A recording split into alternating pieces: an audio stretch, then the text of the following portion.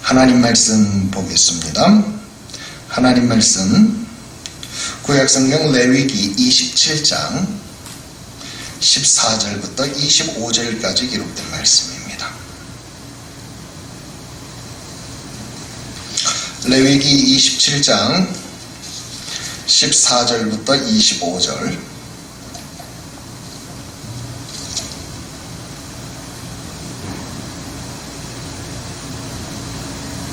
우리 함께 한 목소리로 합독하겠습니다. 14절부터 읽습니다. 만일 어떤 사람이 자기 집을 성별하여 여호와께 드리려 하면 제사장이 그 우열간의 값을 정할지니 그 값은 제사장이 정한 대로 될 것이며, 만일 그 사람이 자기 집을 물으려면 내가 값을 정한 돈에 그 5분의 1을 더할지니 그리하면 자기 소유가 되리라.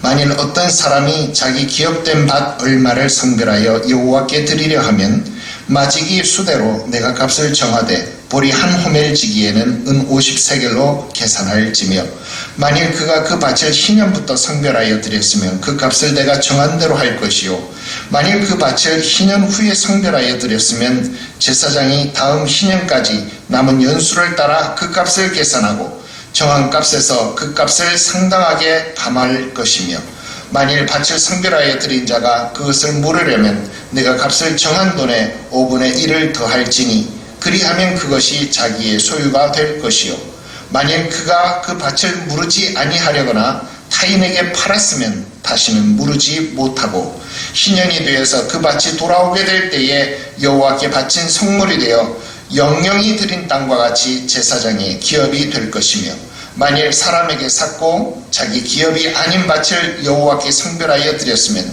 너는 값을 정하고 제사장은 그를 위하여 희년까지 계산하고 그는 내가 값을 정한 돈을 그날에 여호와께 드려 성물로 삼을지며, 그가 그 판 밭은 희년에 그 판 사람 곧 그 땅의 원주인에게로 되돌아갈지니라.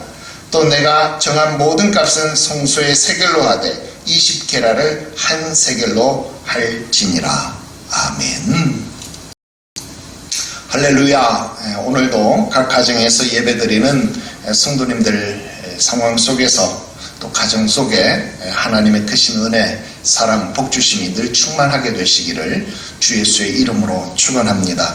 비록 상황이 이렇게 되어서 각 가정에서 지금 우리가 따로따로 예배를 드리지만 우리가 주님 예수 안에 한 마음, 한 가족, 한 사랑이 되어져 있음을 여러분 늘 기억하셔서 그리스도의 몸된 교회를 이루는 신령한 연합에 여러분 더 큰 사랑, 더 큰 관심, 더 큰 기도를 기울여 주시기를 주 예수의 이름으로 축원합니다.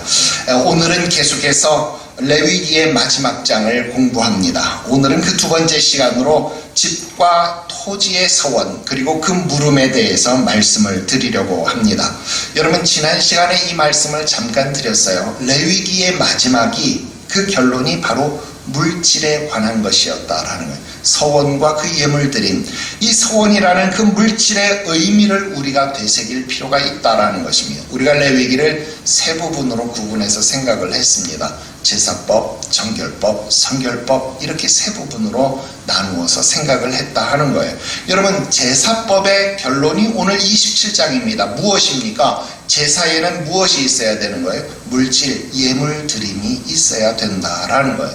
여러분 삶의 정과 부정을 구분하는 사람, 여러분 물질에 있어서도 정과 부정을 구분할 줄 알아야지, 물질에 있어서 정과 부정이 구분되어지지 않는 사람은 그 삶에 있어서도 정과 부정이 구분되어지지 않는 사람이다 하는 것을 우리는 쉽게 생각할 수 있다는 것입니다. 마지막 성결법을 공부했습니다. 여러분 성결법은 구분됨이고 구분됨은 곧 거룩함이다 그런 이야기를 했어요.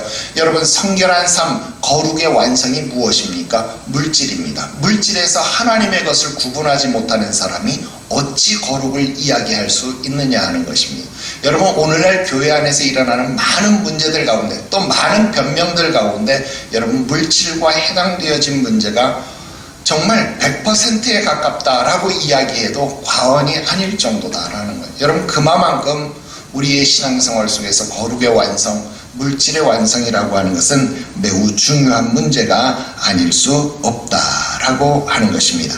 자, 오늘은 지난 시간에는 그래서 사람의 소원, 가축의 소원에 대해서 이야기를 했어요. 그래서 사람의 소원에 대한 이야기를 하면서 직분받음을 소원이다 이야기를 했고, 헌신예배도 소원이다 이야기를 했고, 또 우리가 일반적으로 드리는 예배가 하나님 앞에 드리는 산제사의 제물이 되는 소원이다 라는 이야기를 했습니다.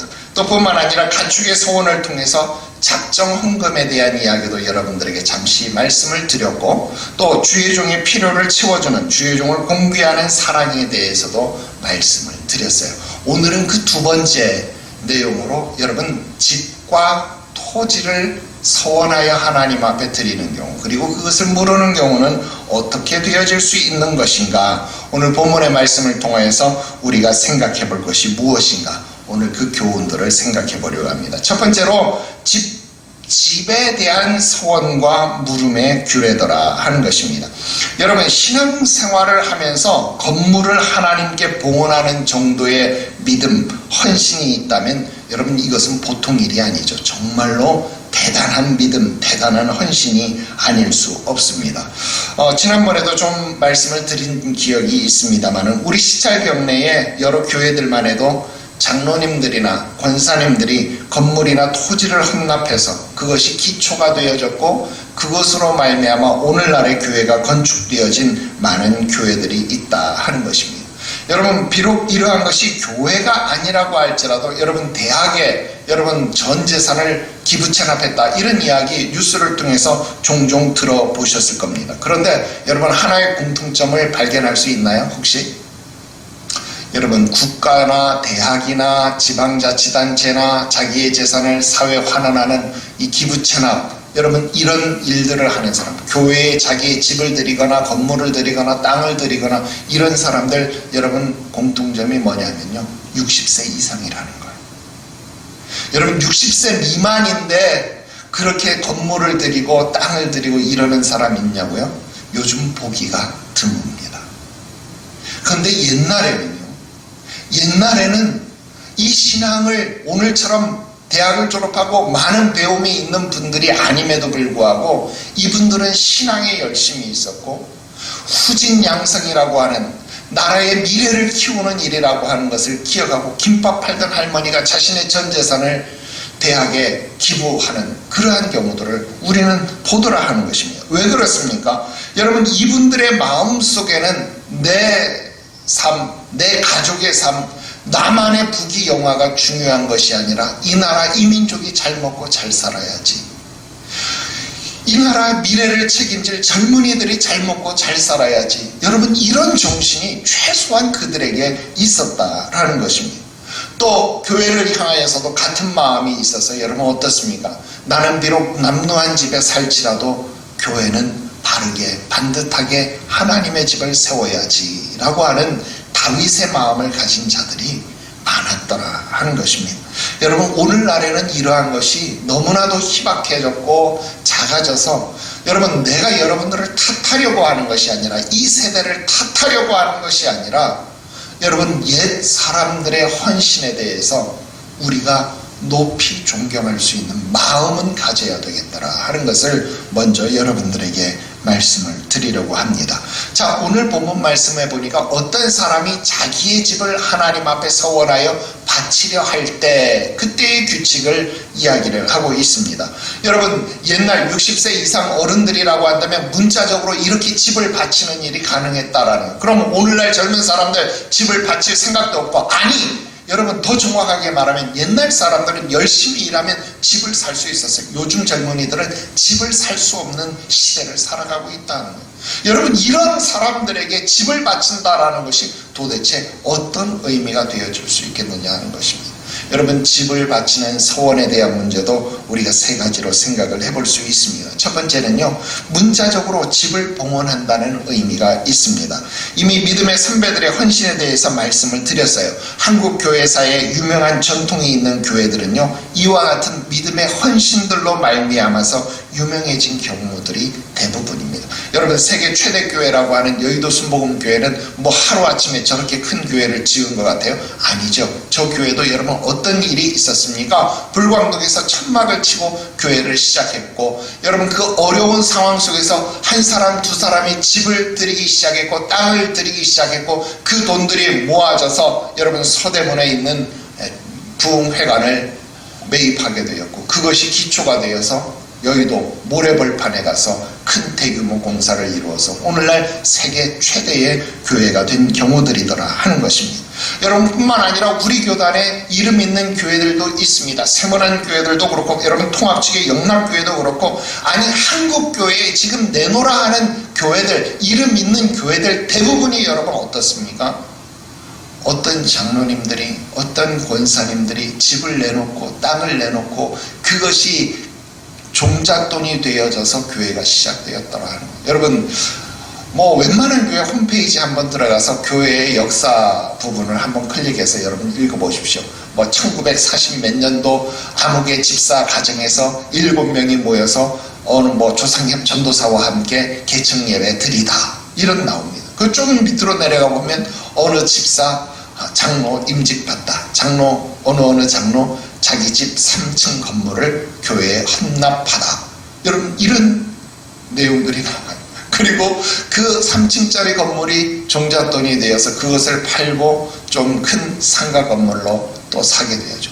그게 또 나중에 값이 올라 그것을 팔아서 또 땅을 마련하고 그 땅을 기준으로 해서 또 대출을 받아서 건물을 짓고, 여러분 이러한 일들이 한국 교회에 있어 왔고, 이것이 어쩌면 하나님께서 이 시대에 우리에게 주신 은혜요 축복일 수 있다라는 것입니다. 그러나 여러분 지금 부동산 정책을 바라보더라도 이제는 대출을 받아서 건물을 짓는다, 여러분 그런 시대가 아니더라 하는 거예요. 그럼에도 불구하고 옛날에는 이러한 사람들이 있더라 하는 것입니다. 여러분 우리 시찰 경내에 창대교회, 우리 매년 재직 세미나 하러 가죠. 창대교회만 하더라도 여러분 장로님이 4층 건물을 헌납했어요. 그 건물을 팔아서 조그만 교회당을 지었고요. 그 교회당이 재개발되어지면서 또 팔고 지금의 창대교회 자리에 다시 건물을 짓게 되어졌잖아요. 그래서 여러분 이 건물 지은 지 이제 한 10년, 15년 뭐 이렇게 정도 되어졌어요.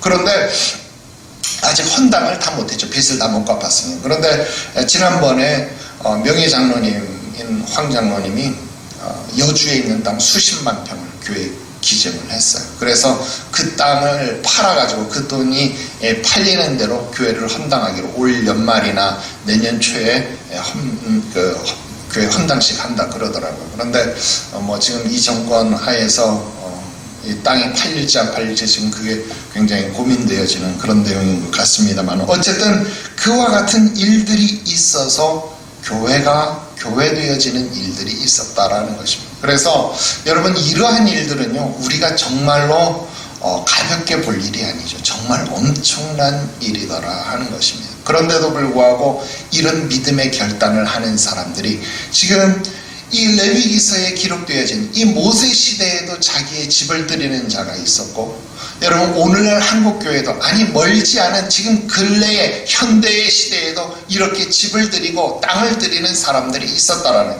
여러분들 보고 집을 드리라 땅을 드리라 지금 여러분들에게 이야기하는 것이 아니더라는, 정말 중요한 것은 하나님 앞에 그와 같이 헌신할 수 있는 믿음의 능력들, 믿음의 담력들을 우리는 부러워해야 될 것이다 하는 것 여러분들이 기억하시기를 바랍니다. 두 번째로 집을 드린다, 집을 봉헌한다라는 말의 의미가 무엇일까요? 그것은 가문을 봉헌한다라는 의미가 있습니다. 여러분 대표적인 것이 무엇입니까? 여호수아의 고백입니다. 여호수아서 24장 14절에서 15절에 그러므로 이제는 여호와를 경외하며 온전함과 진실함으로 그를 섬기라. 너희의 조상들이 강 저쪽과 애굽에서 섬기던 신들을 치워버리고 여호와만 섬기라. 만일 여호와를 섬기는 것이 너희에게 좋지 않게 보이거든 너희 조상들이 강 저쪽에서 섬기던 신들이든지 또는 너희가 거주하는 땅에 있는 아모리 족속의 신들이든지 너희가 섬길 자를 오늘 택하라. 오직 나와 내 집은 여호와를 섬기겠노라 하니 그랬습니다. 여러분 요즘은 가문을 봉헌한다라는 의미가요 후세에 좀 잘 전달되어지지 않는 것 같아요. 그래서 옛날에는요 이런 찬송이 있었어요. 지금도 있고 또 저희 아버지께서 참 좋아했던 찬송입니다. 사철의 봄바람 불어 있고, 여러분 이 찬송에 보면 고마워라 임마누엘 예수만 섬기는 우리 집 그랬습니다. 예수만 섬기는 우리 집. 여러분 이와 같은 가문의 봉헌이 있더라는 거예요. 여러분 이게 무슨 말인지 요즘 사람들은 잘 이해가 되어지지 않아요. 그러나 제가 어릴 때만 하더라도요 여러분 예수를 믿는다는 것, 개종을 한다라는 것은요 정말 보통 어려운 일이 아니더라는 거예요. 여러분 개종한다라는 것이 어떤 것이었냐면요 자기는 어느 집의 장손이잖아요. 그런데 내가 예수를 믿기로 결정을 했어. 그럼 어떻게 되는 거예요? 내가 집에서 모시던 조상들의 제사들이 있잖아요.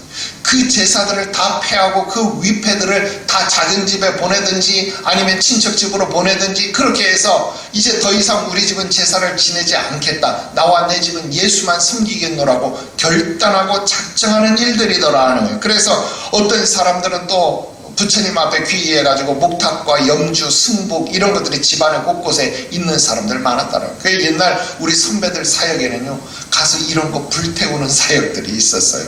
왜냐하면 여러분 믿지 않는 사람들은요 이런 거 불태우면 자기 앞에 좀 안 좋은 일이 생긴다고 해서 불태우는 걸 잘 못해요. 그래서 목사님들이 가서 그것을 모아서 불태우는 일들이 참 많았어요. 그래서 여러분 80년대 초만 하더라도요 이렇게 집집마다 있었던 제사 제기나 아니면 또 뭐 작은 수호신들 뭐 목탁, 염주 이런 것들을 불태우는 일들이요 예전에 참 많이 있었다라는 것입니다.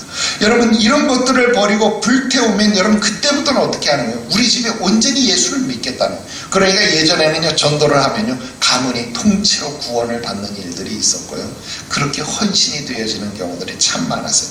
여러분 요즘처럼 뭐 종교의 자유, 종교를 내가 선택할 수 있다 이렇게 생각하는 여러분 이러한 사람들에게 있어서는 배교가 아니죠. 그냥 내가 선택하는 것뿐이죠. 내가 예수 믿고 싶으면 예수 믿고 내가 부처님 믿고 싶으면 부처님 믿고 여러분 내가 왔다 갔다 선택할 수 있는 것이라고 생각을 합니다. 그러나 여러분 나와 내 집을 하나님 앞에 봉헌한다라고 하는 것은 예전에도 그랬고 오늘날에도 그랬고 매우 중요한 결단이고 헌신이 되어지는 것 여러분 믿으시기를 주 예수의 이름으로 축원합니다.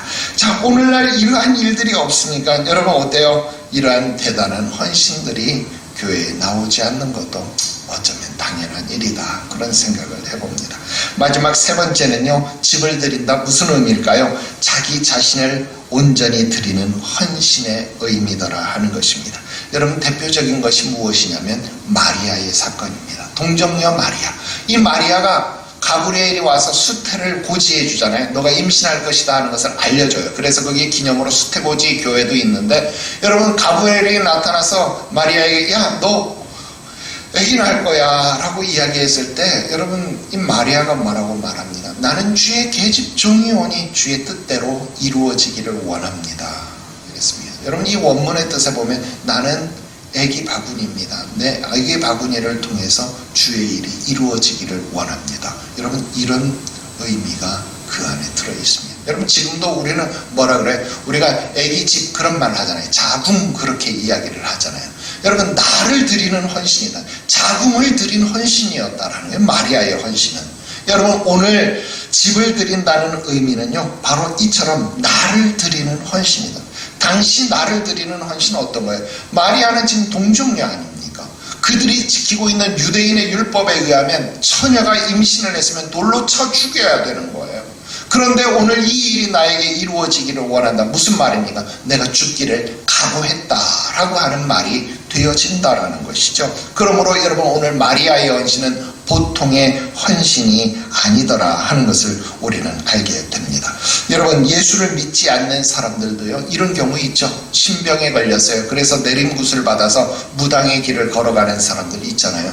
자기 가정을 다 버리고 또 자기의 젊음도 다 버리고 자기 몸에 신을 모시기 위해서 내림굿을 받는 사람들을 우리는 본다 하는 것입니다. 여러분 진짜 나를 드리는 헌신, 여러분 믿지 않는 사람도 우상에게도 자기를 드려서 헌신을 하는데 오늘 예수 믿는 사람들이 자기를 드리는 헌신, 자기 집을 드리는 헌신, 가문을 드리는 헌신이 나오지 않는다라고 하는 것, 너무나도 안타까운 일이 아니다라는 사실을 우리는 생각해 보게 됩니다. 여러분, 사도 바울의 지적처럼 우리는 자신을 하나님이 거하시는 성전으로, 나를 하나님이 거하시는 집으로 내 자신을 드릴 수 있는 모습이 필요하다는 사실, 여러분 꼭 기억하시고, 오늘 이 집을 소원하여 예물을 드리려고 했던 레위기 시대의 사람들, 그리고 우리 믿음의 선조들 집을 드렸던 신앙의 헌신, 가문을 드렸던 신앙의 헌신, 마리아처럼 자기 자신을 드려서 하나님 앞에 온전함으로 사용되어지기를 원했던 헌신의 모습들을 여러분 기억하면서, 오늘 내가 하나님 앞에 드리는 예물이 무엇인가, 오늘 내가 하나님 앞에 드리는 헌신이 무엇인가를 다시 한번 생각해 볼 수 있게 되기를 주 예수의 이름으로 축원합니다. 자, 첫 번째 집에 대한 내용 공부했어요. 그다음 두 번째는 무엇이냐면 이 토지에 대한 서원과 물음의 규례더라 하는 것입니다. 여러분, 토지에 대해서도 우리가 세 가지를 생각해 볼 수 있는데요. 첫 번째로 토지의 서원은요, 물질의 의미를 살리는 헌신이다 라는 것입니다. 오늘 본문 16절과 19절까지 토지의 가치를 매기는 내용이 기록되어져 있습니다. 그런데 그냥 그 땅이 뭐 강남에 있는 땅이니까 비싼 땅, 저 어디 전라북도 임실군 임실면에 있는 땅이니까 그 땅은 싼 땅, 이렇게 땅의 가치를 평가하는 것이 아니라 땅에 파종하고 추수하여 얻을 내용의 가치를 평가하는 헌신이더라 하는 거예요. 여러분, 뒤에도 나오지만 여러분, 이스라엘에게 있어서 땅의 개념은요 좀 달라요. 왜? 여러분, 이 땅은요 하나님이 주인이고 하나님이 그 백성들에게 기업으로 주셨잖아요. 그래서 아무리 자기들이 사고 팔고 막 해도 희년이 되면 어떻게 해야 돼요? 원래의 주인, 하나님이 원래 주신 기업의 자손들에게로 그 땅이 돌아가야만 됐다라고 하는 것입니다. 그러므로 여러분, 땅을 드릴 때에 이 땅이 뭐 강남에 있는 땅, 에브라임 산지에 있는 땅, 저 베들레헴에 있는 땅, 여러분 이래서 그 땅의 가치가 높고 낮고 여러분 이런 것을 결정하는 것이 아니라 그 땅에 얼마만큼의 농사를 지을 수 있고 얼마만큼의 농사를 지으면 얼마만큼을 추수할 수 있는지를 생각해 보는 것이 중요했다라고 하는 것입니다. 여러분, 저도 그런 경험이 있어요.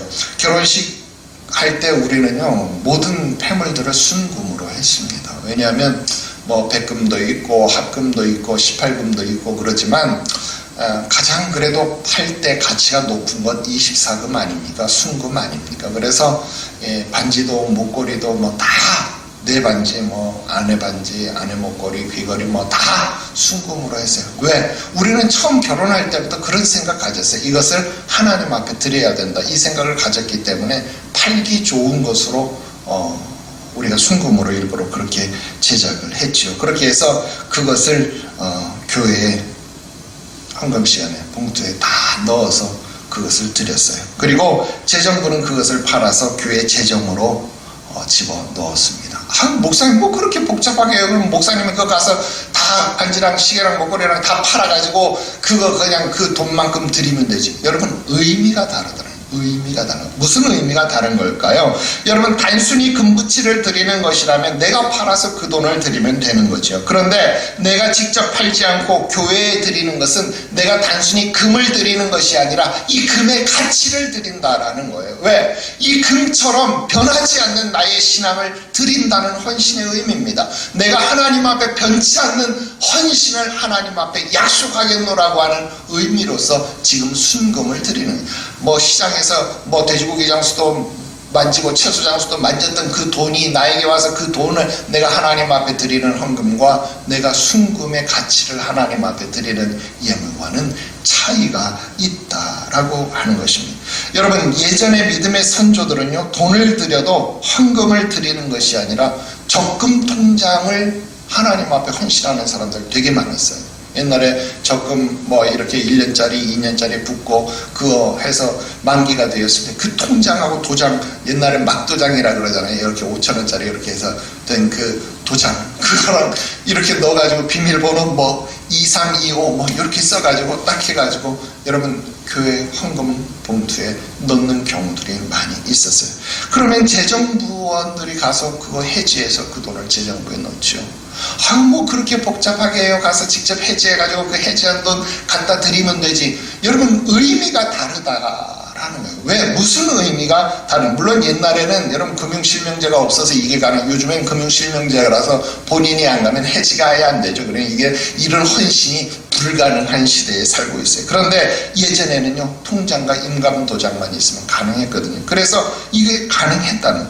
근데 통장을 드리는 헌신, 그 가치는 뭐예요? 내가 이렇게 통장에 매월 적금을 부으면서 내 마음이 모아지고 내 정성이 모아지고 이 모아진 것을 하나님 앞에 드린다라는 의미가 있다라는 거예요. 거기에다 여러분, 적금 통장에는 뭐가 붙습니까? 내가 넣지 않는 금액이 붙어요. 무엇이 붙어요? 이자라는 것이 붙잖아요. 무슨 말입니까? 나는 주를 위하여 이와 같이 모았지만 내가 모으지 않은 돈, 내가 넣지 않는 돈이 여기 첨가되었다라는 거예요. 즉 내가 드리는 헌신에 내가 모으지 아니한 하나님의 역사가 첨가되어지면 더 큰 일이 일어난다. 의미를, 가치를 드리는 봉헌들이 옛날에는 있었다라고 하는 것입니다. 자, 여러분, 오늘 여러분들이 드리는 헌금에는 가치가 있습니까? 액면가 이상의 가치를 하나님 앞에 드리는 것이 진짜 헌금이다 라고 하는 거예요. 그래서 여러분, 액면가 이상의 가치를 드리라 그러니까 뭐 거기에서 주식을 해서 뭐 이자를 첨부해서, 여러분, 이런 말이 아니에요. 여러분, 액면가 이상의 가치 무슨 말입니까? 억지로나 인색함으로 드려지면요, 액면가 이하의 가치를 하나님 앞에 드리는, 하나님 그거 받지 않는다는 거예요. 억지로나 인색감이 아니라 하나님 앞에 드려지는 것은 여러분 뭐예요? 자원함으로, 감사함으로 드리는 거예요. 지금도 뭐 종종 그런 사람이 있고, 뭐 내 자식들에게도 나는 그거 가르칩니다만, 여러분, 첫 월급은 하나님 것이죠. 그 하나님 앞에 통째로 드리게 하는 겁니다. 헌신의 가치를 드리도록 하는 거예요. 여러분, 11조도 여러분 무엇입니까? 뭐 다음 주에는 11조에 대한 거 배우게 됩니다만, 11조를 드림도 내 소유의 10분의 1을 바칩니다가 아니라 내 소유의 전부를 하나님 앞에 드립니다. 그 전부의 대표가 11조 아닙니다. 여러분, 가치를 드리는 헌금이 되어져야 하는 것을 여러분 기억하게 되시기를 바랍니다. 자, 오늘 토지를 하나님 앞에 헌신하고 있어요. 무엇입니까?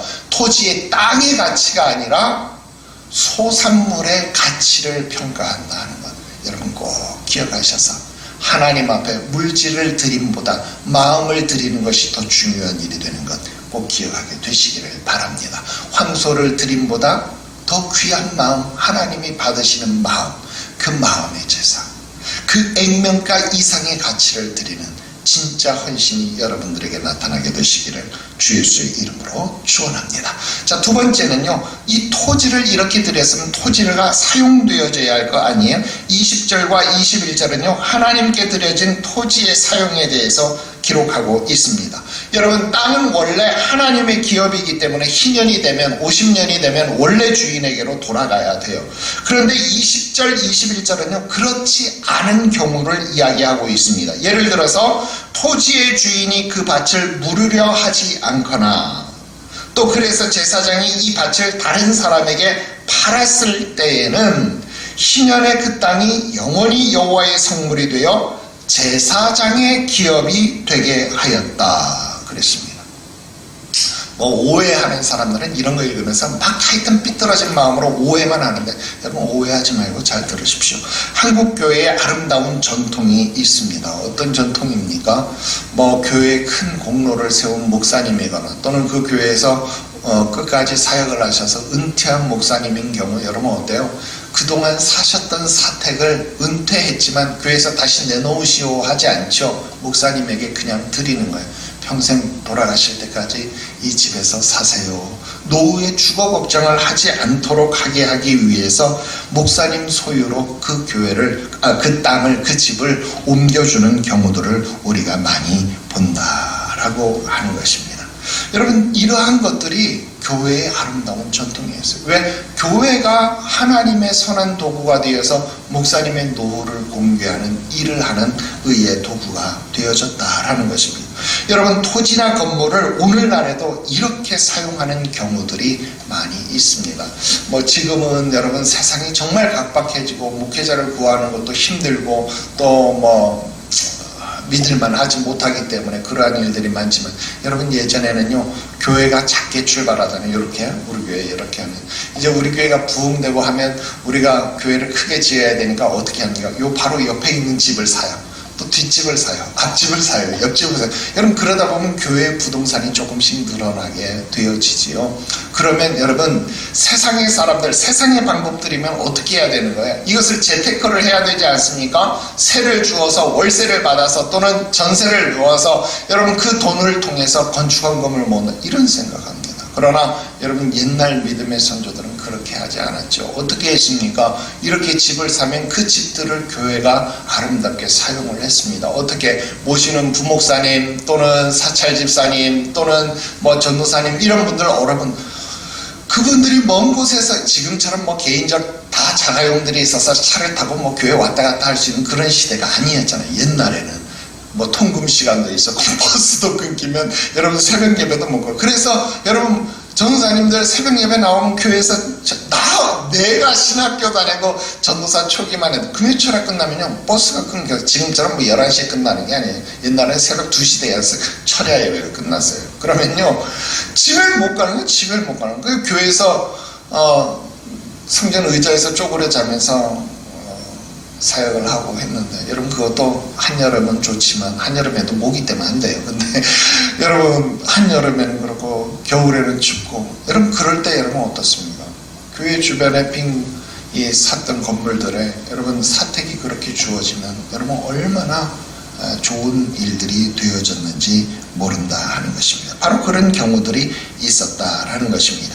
하나님 앞에 드려진 건물이나 토지 또는 헌금도요 여러분 어떻게 해야 돼요? 성경적으로 사용되어져야 합니다.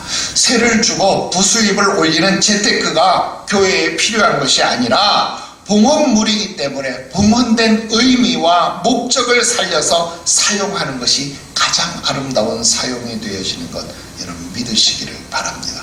여러분 건축원금 많이 잘들 모으시대요. 여러분 건축원금이니까 절대로 못 쓴다, 여러분 틀린 생각입니다. 건축원금이 건축하는 데만 쓰는 헌금이 건축원금이 아니에요. 교회를 매입하거나 또는 임대하거나 아니면 보수하거나, 여러분 교회를 갖고 가는 일에 사용되어지는 것이 성전세, 바로 건축원금 아닙니까?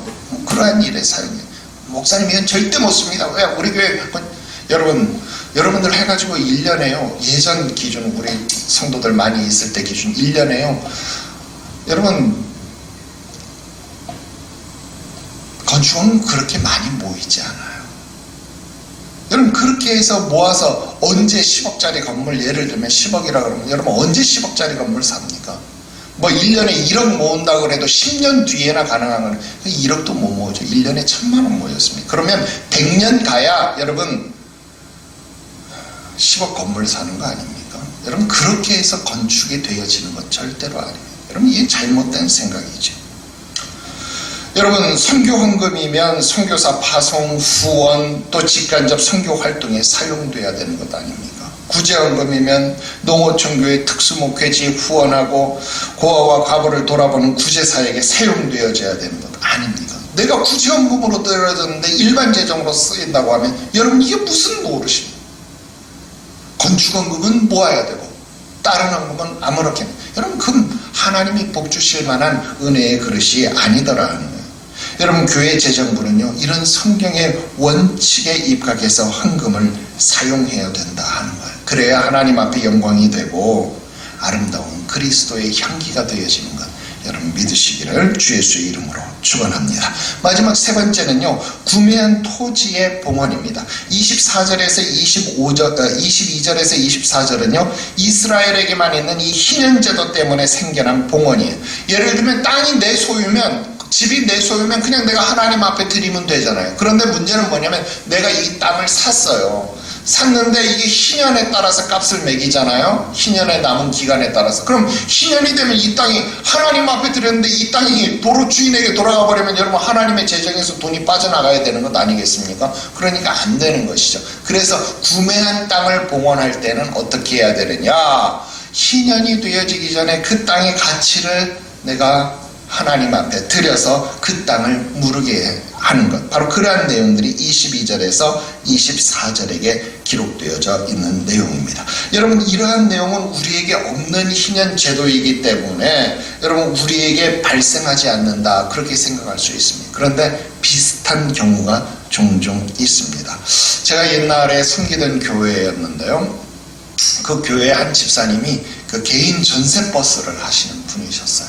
그런데 부흥회 때 이렇게 부흥회 참석해서 은혜를 받고 하나님 앞에 헌신을 해야 되는데, 집이 있으면 집을 드리고 땅이 있으면 땅을 드리면 되는데 자기가 가진 것은 이 전세버스 한 대밖에 없네요. 그 전세버스 지입해서 이렇게 해서 하는 그런 분이셨거든요. 그래서 이분이 드릴 게 전세버스밖에 없어서 교회에다가 전세버스를 통째로 헌금을 하겠다, 그렇게 해서 써서 냈어요. 근데 여러분, 전세버스를 교회에다 헌금을 했어요.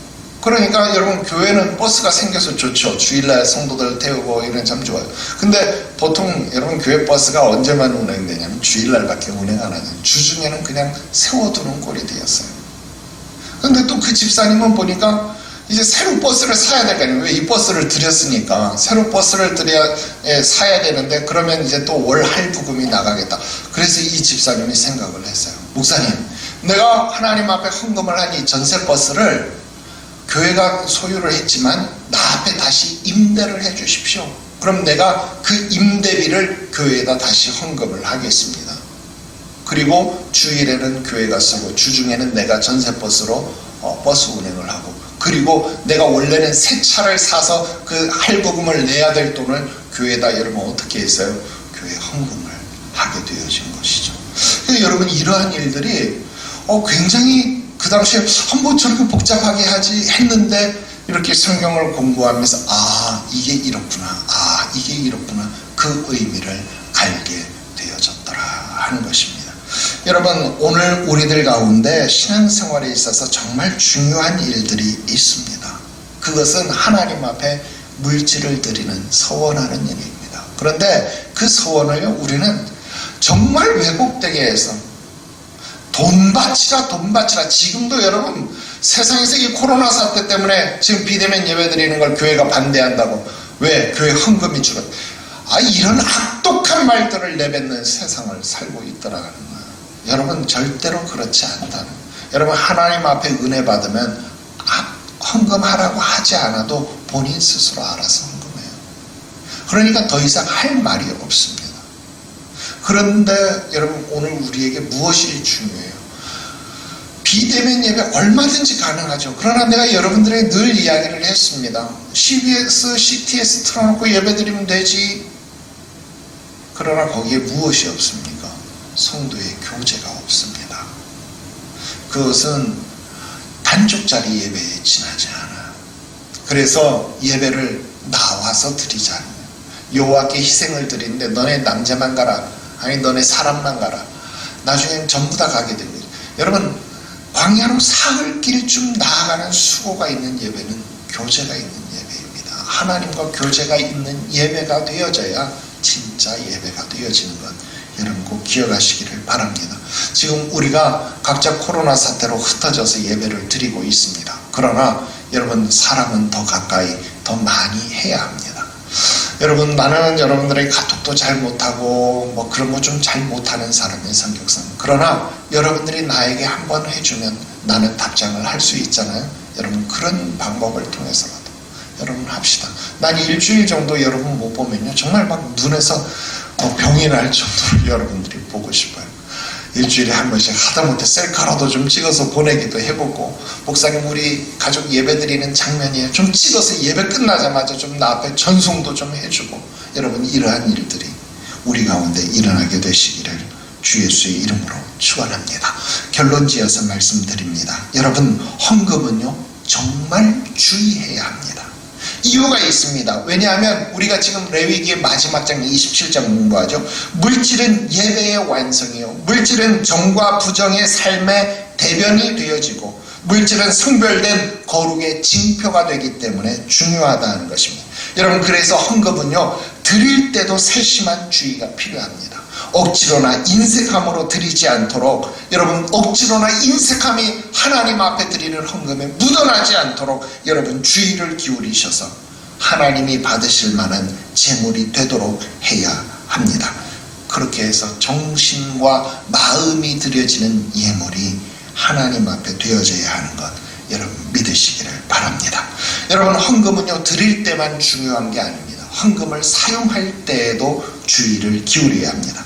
여러분 세상의 물질이라고 한다면 세상의 자산운용가가 조언하는 대로 재테크를 하는 것이 필요하죠. 그러나 하나님 앞에 드려진 물질 아닙니까? 그러니까 세상의 방법대로 재산을 불려나가는 것, 그것이 지혜로운 헌금이요 그것이 재정부의 책임이 아니고 그것이 재정부장의 책임이 아닙니다. 여러분 성경이 말하는 대로 하나님이 원하시는 방법대로 목회자의 지도대로 헌금은 사용되어져야 하는 것 여러분 믿으시기를 바랍니다. 이것이 옳습니다. 이것이 진리입니다. 왜? 그것이 하나님이 기뻐하시고 복 주시는 결과를 낳게 하기 때문에 그렇습니다. 헌금을 주의하여 드리면 거룩함이 완성됩니다. 헌금을 주의해서 사용하면 거룩함이 나타나게 되어집니다. 여러분 헌금은 정말 아름다운 신앙의 고백이요 신앙의 진수가 되어진 것 여러분 기억하셔서 헌신, 헌금, 헌물, 서원이 여러분 신앙생활의 짐이 아니라 여러분 신앙생활의 가장 아름다운 정수가 되어지기를 주님 예수의 이름으로 축원합니다. 아멘. 기도드리십시다. 거룩하신 하나님 아버지, 오늘 레위기서 마지막 장의 두 번째 부분을 공부하였습니다. 우리가 하나님 앞에 예물 드림에 더 세심한 주의가 있게 하여 주옵소서. 그 옛날 믿음의 선진들이 집을 드리고 토지를 드릴 때에 그 마음처럼 금부치를 드리고 통장을 드릴 때에 그 마음처럼 헌금에 마음이 실리게 하여 주옵소서. 헌금의 물질에 정말 우리의 정신과 마음이 함께 들어있는 산제사의 제물이 되어질 수 있게 하여 주시옵소서. 하나님 앞에 드려진 헌물입니다. 교회가 이를 아름답게 사용할 수 있게 하여 주옵시고 세상의 비난과 세상의 목소리를 따르는 일들이 아니라 정말 하나님의 뜻대로 하나님의 영광이 드러나는 하나님의 의의 도구가 되어지는 아름다운 예물 사용이 되어질 수 있게 하여 주시옵소서. 우리 교회는 잘 배우고 잘 가르쳐서 배우고 확신한 일 가운데서 헌금하게 하시고 헌금이 사용되게 하셔서 주님의 영광만 드높이는 우리 교회가 되어지게 하시옵소서. 거룩하신 구주 예수님의 이름으로 기도드리옵나이다. 아멘.